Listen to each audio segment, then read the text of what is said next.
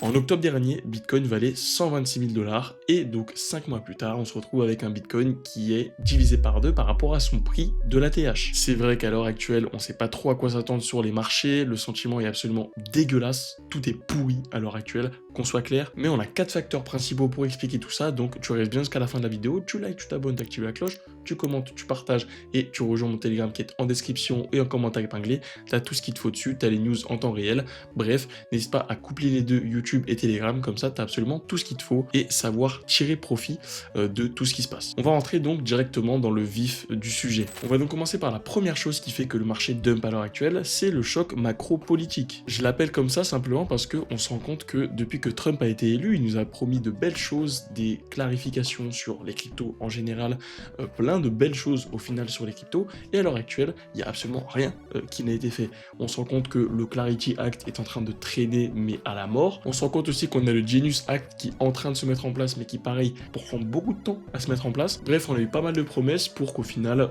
on se fasse littéralement chier à la gueule, donc je pense que tu as bien compris que les gens commencent à être un petit peu plus pessimistes par rapport à tout ce qui se passe, et je pense que c'est ce qu'on cherche au niveau des institutions et des market makers pour justement liquider un maximum de monde et faire de la place sur le marché. On a aussi le sentiment de peur sur le marché. Pourquoi? Parce que depuis le 10 octobre et depuis que Trump a annoncé des tarifs douaniers de 100% sur la Chine, en plus de plein d'autres choses qui se sont mises en place depuis, les investisseurs ont perdu la confiance en ce marché qui reste un marché, encore une fois, très volatile. Il suffit simplement de regarder le Fear and Greed et vous allez comprendre qu'on est à 9 à l'heure actuelle, alors que le mois dernier, on était à 40.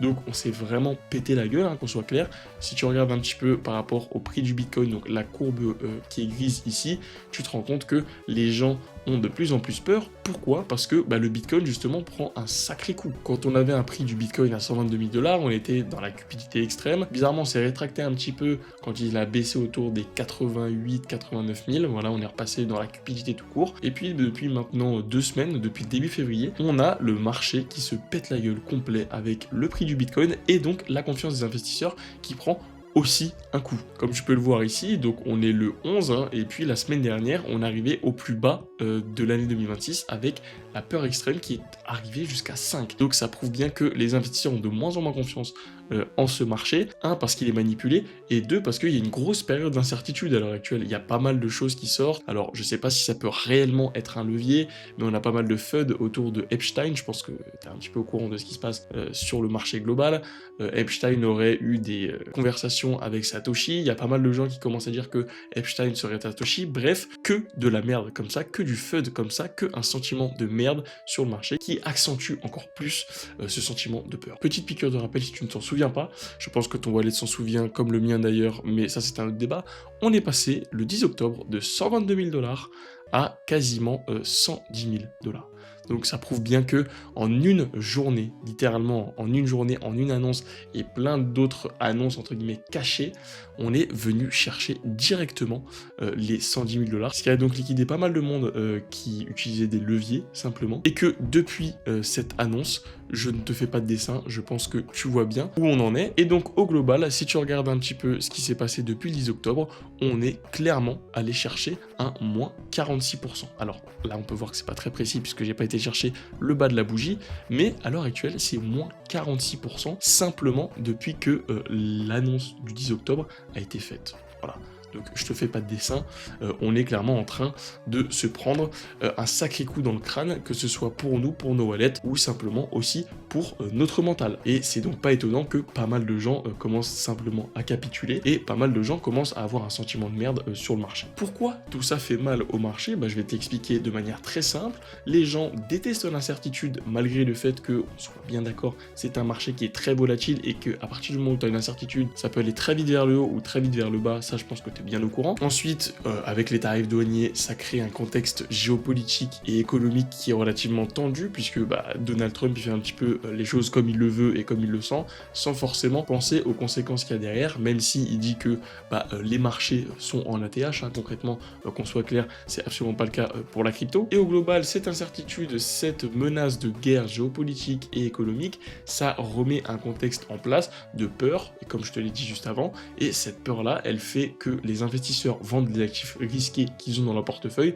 pour retourner vers des actifs beaucoup plus traditionnels du style bourse, du style dollar, du style obligation d'État, etc., etc. Des actifs qui sont simplement beaucoup plus stables que ce qui existe actuellement avec le Bitcoin. Ce qu'il faut que tu comprennes, c'est que à partir du moment où tu as un investisseur qui vient justement poser des billes sur Bitcoin et qui derrière a d'autres billes dans d'autres marchés, du style la bourse, du style les obligations, le forex, etc., etc., la première ligne qui va virer, c'est le Bitcoin, simplement parce que c'est beaucoup trop volatile pour son portefeuille. Sachant qu'en plus de la volatilité, tu vas venir ajouter le fait que Bitcoin est un actif manipulé. On peut le voir notamment avec les market makers, avec Trump qui fait un petit peu casse à tête par rapport à tout ça, avec les news, simplement parce que dès que tu as une news, que ce soit à la hausse ou à la baisse, ça va être très rapide, hein. C'est soit une hausse fulgurante, soit une baisse fulgurante, soit un range qui bouge absolument pas. Bref, il n'y a que des extrêmes partout. C'est pour ça que dès qu'il y a une incertitude sur le marché, on se débarrasse uniquement de sa ligne de Bitcoin parce qu'on a peur de la grosse volatilité à laquelle on est exposé, simplement. Ensuite, second point, c'est la peur qui règne autour de la Fed. Je pense que tu n'es pas censé savoir que Donald Trump a un sérieux problème avec Jérôme Powell. Pourquoi ? Parce que Jérôme Powell ne veut pas baisser les taux. S'il ne le fait pas, c'est qu'il y a une raison particulière, c'est que au niveau de la macroéconomie, on se rend compte que les États-Unis ont l'air en bonne forme d'après Donald Trump, d'après toutes ses déclarations, les marchés boursiers sont en ATH, le marché crypto est en ATH, bref, tout est en train d'exploser, alors qu'en fait, au final, si tu creuses un petit peu, il y a pas mal de choses qui ont tapé un ATH et qui, derrière, se cassent la gueule aussitôt. Ce qui reste un petit peu complexe pour baisser les taux au global, à part un coup de pression de la part de Donald Trump, puisqu'il veut simplement le virer. Jérôme Powell va sûrement être viré d'ici les prochains jours, les prochaines semaines de la part de Donald Trump, mais je pense que ça, tu es censé être au courant, encore une fois. Maintenant, ce qu'il faut comprendre, c'est qu'il va le remplacer. Il veut apparemment le remplacer par un gars qui s'appelle donc Kevin Warsh. Ce mec-là est un petit peu hawkish, ça veut dire qu'il a une politique monétaire relativement restrictive. Ça veut dire qu'il lutte plus contre l'inflation que ce qu'il veut investir de l'argent dans les marchés. Alors qu'à l'inverse, on a peut-être Jérôme Powell qui est un petit peu plus conciliant sur certains points par rapport à la nouvelle personne qui devrait normalement être nommée, qui est donc Kevin Warsh, pour ce point-là. Maintenant, on va voir encore une fois, hein, c'est pas mal de rumeurs à ce sujet-là. Est-ce que c'est la vérité? Est-ce qu'il est vraiment hawkish? Est-ce qu'il va vraiment lutter contre l'inflation et éviter de soutenir les marchés? Ça, on n'en sait absolument rien. On ne sait pas ce qui va se passer. On sait simplement que Donald Trump essaye de le pousser au maximum parce que il veut le faire élire et il veut le contraindre un petit peu à baisser les taux, simplement. Maintenant, comme je te l'ai dit, Donald Trump veut choisir Kevin Warsh. Alors, ce qu'il faut comprendre rapidement, c'est que c'est pas définitif. Il n'a pas encore soumis son nom à l'institution qui va valider ce nom-là. Je crois que c'est le Sénat ou le Congrès, je me rappelle plus exactement, mais c'est pas officiel. Il a juste évoqué son nom en disant que il voudrait que ce soit lui, sans forcément confirmer en déposant le dossier à l'institution qui va s'en occuper. Mais ce qu'il faut comprendre, c'est que beaucoup de gens savent que Kevin Warsh est un gars qui est un petit peu hawkish, et donc ça a remis un sentiment de peur sur le marché parce que tous les investisseurs s'attendaient à ce que la planche à billets soit ressortie, simplement. Alors que là, c'est totalement le contraire. Avec un mec comme Kevin Warsh à la tête de la Fed, on s'attend à une réduction du bilan de la Fed, qui voudrait dire moins de liquidités à injecter dans le système de la crypto ou de tous les marchés en général, et donc moins de liquidités mondiales de disponibles. Ensuite, je vais parler du troisième point qui est donc ce qu'on appelle plus communément l'espèce d'exode institutionnel, simplement parce que je pense que, encore une fois, tu es censé être au courant, on a pas mal de d'ETF qui sont rentrés sur le marché de la part des grosses institutions comme BlackRock, comme Fidelity, donc des ETF, que ce soit Bitcoin, que ce soit Ethereum, que ce soit XRP, même Solana, bref, on a pas mal de d'ETF qui sont rentrés sur le marché, et à l'heure actuelle, on a observé pas mal de flux d'ETF qui étaient sortants, alors que ça fait quand même un peu plus d'un an et demi qu'on observe des entrées de capitaux qui sont relativement conséquentes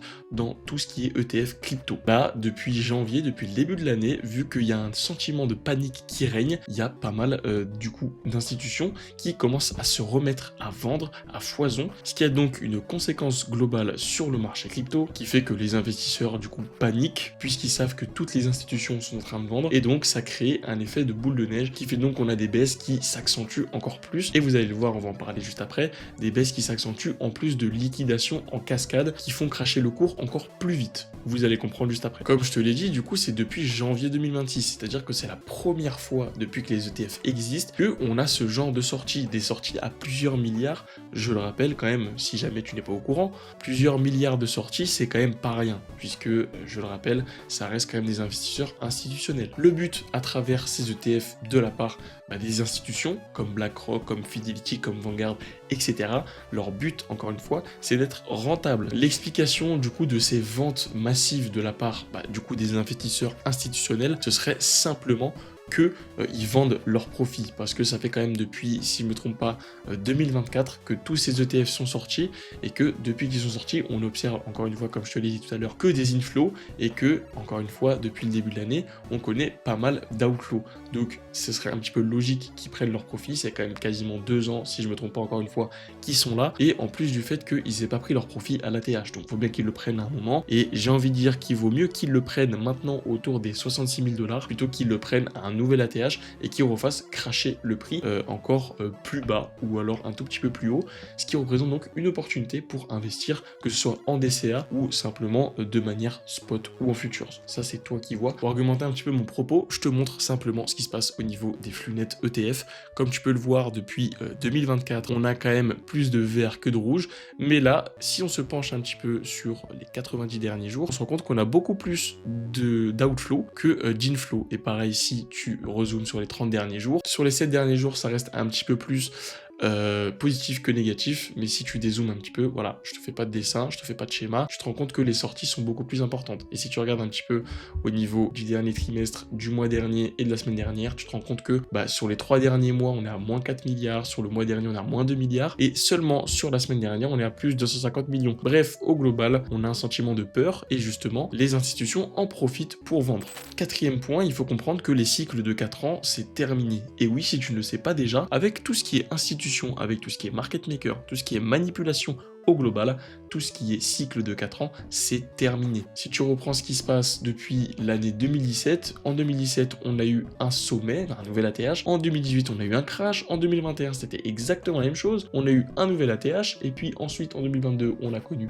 un crash, et puis c'est exactement ce qui se passe à l'heure actuelle, en 2025, puisque on a connu un sommet, un nouveau sommet à 126 000 $, et donc maintenant, en 2026, on s'attend potentiellement à ce que ça crache. Alors, pour moi, il y a une certaine notion qu'il faut réussir à comprendre, c'est que notre Bitcoin à l'heure actuelle, ce n'est pas parce qu'il se pète la gueule que tout le marché doit suivre, ok? Ce qu'il faut comprendre, c'est que normalement, il y a une alt season qui doit se déclencher, puisque dans le cycle logique, justement, des cycles, on a connu des afflux de liquidités vers Bitcoin, ensuite vers ETH, ensuite vers les large caps, les mid cap et les low cap. Je te remettrai d'ailleurs ces phases de cycle directement à l'écran, mais il faut comprendre que normalement le Bitcoin connaît un ATH et puis ensuite il y a un roulement qui se fait vers les altcoins, les large cap, les mid cap et les low cap. Donc potentiellement un cycle altcoin qui reviendrait faire surface, qui serait donc un cycle que l'on attend depuis quand même un petit moment déjà. Avec forcément tout ce qui est annoncé, tout ce bruit qu'on a sur Twitter, tout ce bruit qu'on a sur Telegram avec toutes ces news, toutes les news justement macroéconomiques, politiques, etc., etc. Tout ce bruit ne fait qu'alimenter l'impatience des investisseurs et aussi et surtout le sentiment de peur qu'ils ont. Ce qu'il faut aussi que tu comprennes, c'est que Bitcoin est corrélé au Nasdaq. Tout ce qui se passe sur le Nasdaq se répercute d'une certaine manière sur Bitcoin, que ce soit 2 fois plus fort ou que ce soit 2 fois moins fort. Peu importe, Bitcoin et le Nasdaq sont un petit peu corrélés, puisqu'on considère Bitcoin, en plus du fait que ce soit une crypto-monnaie, puisqu'on considère Bitcoin comme un titre financier, entre guillemets, technologique. Donc si tu regardes un petit peu ce qui se passe sur le Nasdaq, à chaque fois que tu vas prendre une petite baisse sur le Nasdaq, Bitcoin va aussi prendre une petite baisse. Ce qu'il faut que tu comprennes, c'est qu'ils sont corrélés, mais ce n'est pas pour ça que Bitcoin ne peut pas surperformer le Nasdaq ou surperformer la tech en général. C'est peut-être corrélé au global, mais il y a forcément un moment où on va entendre parler du Bitcoin et où les gens vont commencer à vouloir acheter. Ensuite, ce point-là, je voulais aborder tout à l'heure, mais je vous parlais des liquidations des contrats en futures. Ce qu'il faut comprendre, c'est que vu que que le marché est incertain, que les investisseurs détestent l'incertitude, que le contexte géopolitique est un petit peu tendu et qu'on a pas mal de rotations de capitaux qui se font directement sur les métaux précieux, actuellement, Bitcoin connaît pas mal d'outflow. Et comme je te l'ai dit tout à l'heure, il connaît pas mal d'outflow de la part des institutions. Encore une fois, je viens de te le dire, tout ce qui est incertitude, tout ce qui est contexte un petit peu tendu qui ferait que les gens se délaisseraient de Bitcoin, ça amplifie un petit peu le sentiment de FUD. Tout ça se répercute sur les contrats à terme, sur tout ce qui est futures. Et donc, on continue avec les cascades de liquidation qui ne font qu'empirer puisque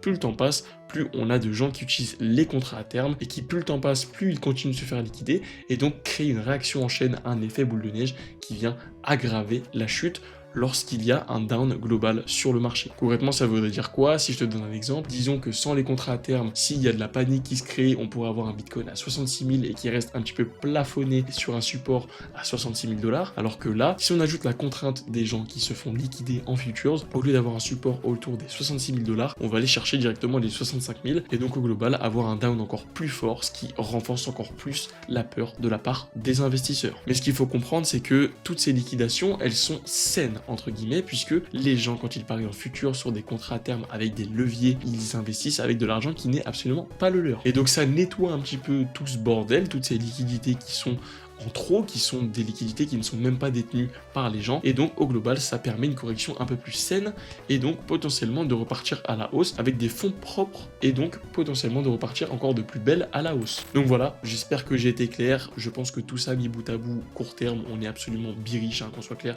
mais uniquement court terme, puisque si jamais tu n'es pas au courant, encore une fois, on est revenu un petit peu plus bas que le niveau de l'ATH de 2024. Si je me trompe pas, l'ATH de 2024 c'est autour des 74 000 $. On est ici, hein, on est le 13 mars 2024 et on est revenu plus bas que cet ATH là, puisque à l'heure actuelle, comme tu peux le voir, on est aux alentours des 66 000 $. Donc maintenant, ce qu'il faut se poser comme question, c'est est-ce que c'est une bonne opportunité ou simplement est-ce que c'est le début de la fin? Encore une fois, il ne faut pas être pessimiste, c'est une baisse court terme et qui reste une tempête court terme, c'est absolument pas ça qui fait que Bitcoin va aller à zéro demain. Je vous le dis parce qu'on est habitué un petit peu à cette tempête-là, un petit peu émotionnelle de la part du marché, mais c'est pas ça qui fait que Bitcoin demain va se péter la gueule. Il faut aussi ajouter le fait qu'on a Michael Saylor qui fait un petit peu peur, puisque si jamais tu n'es pas encore une fois au courant, il continue d'accumuler du Bitcoin, mais il accumule du Bitcoin de manière relativement agressive, c'est-à-dire que tous les lundis, il continue d'accumuler et il centralise un petit peu le Bitcoin, puisque je crois qu'à l'heure actuelle, il en a 710 000 et quelques dans son portefeuille, et en fait, on se rend compte que le prix moyen de MicroStrategy se situe aux alentours des 76 000, 78 000 $. Encore une fois, à l'heure actuelle, on est sous le prix moyen